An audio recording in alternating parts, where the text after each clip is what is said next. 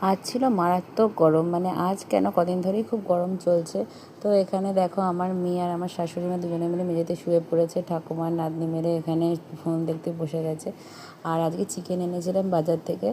আর আকাশটা এরকম মেঘলা মেঘলা মেঘলা মেঘলা টাইপেরই হয়েছিল, কিন্তু তা সত্ত্বেও যে এত গরম আর বৃষ্টি যে কবে আসবে আমি জানি না। মানে পাগল হয়ে যাচ্ছি এখানে। এই জানলার ধারে দাঁড়ালে একটু তবু আরাম মেলে। তো আজকে ওই জন্য মাংসটা একটু পাতলা পাতলা করে করা হয়েছিল। আর রাত্রিরে কী হবে সেই জন্য মাথায় বুদ্ধি খাটানো হলো, কিছু ডিম সেদ্ধ করে ওই মাংসের মধ্যেই দিয়ে দেওয়া হলো, যাতে আর কি দুবেলার হয়ে যায়। আর হয়ে গেল রেডি আমাদের লাঞ্চের মেনু। আজকে কিছুই ছিল না, এত গরম।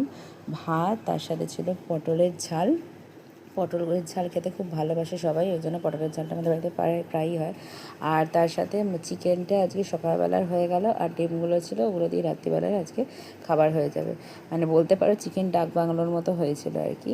তো এই গরমে পাতলা ঝোলটা খুব ভালো লাগে খেতে, বেশি রিচ একদম ভালো লাগে না। তো এই ছিল আজকে আমাদের ছিমছাম মেনু, এইভাবেই আজকের দিনটা কেটে গেল। তো কেমন লাগলো আমার ভিডিও জানাতে ভুলো না, সাবস্ক্রাইব।